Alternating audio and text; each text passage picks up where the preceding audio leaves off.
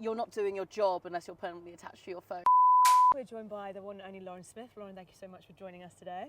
Thank you for having me, Lucy Mills. But essentially, Lauren has helped me so much in my career and is the reason why I've got so involved, especially in the bike scene. So thank you so much for that. Yes, thank you. On the Disconnect to Reconnect series that I'm doing, Lauren is somebody who's literally traveling the world constantly. She needs her phone, needs her devices. She works for High Rock, she works for CrossFit. She has her own CrossFit box. In fact, she's a presenter at all these amazing events, but is also now an athlete manager and does all sorts of stuff.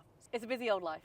Permanently attached to my phone. For someone who prides themselves on work ethic and kind of wanting to be the best she can be in any given circumstance, like part of that is having my phone and being accessible at any time, any day, and having an immediate response. You're always just very on your stuff.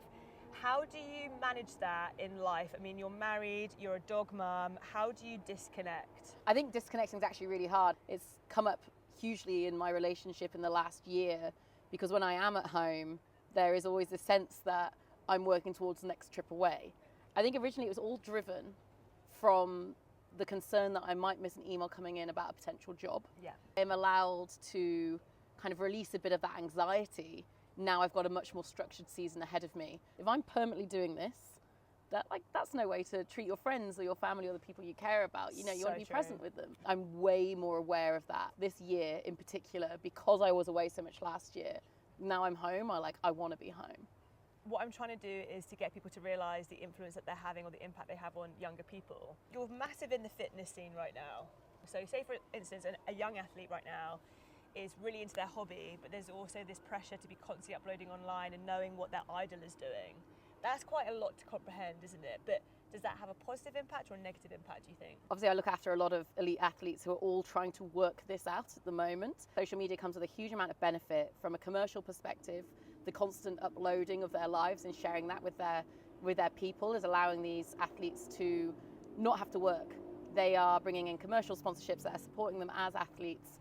On the other hand, it's opening up a whole world to them in which they have to take time away from training for their sport, creating content, making sure that they're engaging with their community on Instagram or TikTok or whatever it is. They are watching their fellow competitors and what they're doing, and they're driving comparisons. And that can be construed as wholly quite negative. Again, it's about setting clear boundaries. Like as an athlete, okay, I have to create a deliverable for a sponsor, a video.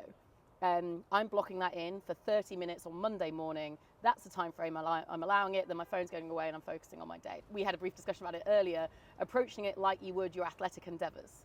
You know, giving yourself strict start and stop times, recovering after it, not trying to fit too much in and not overwhelming yourself.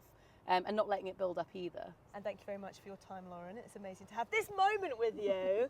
You honestly are such an angel in every way. I just love getting my Lucy Mills fix.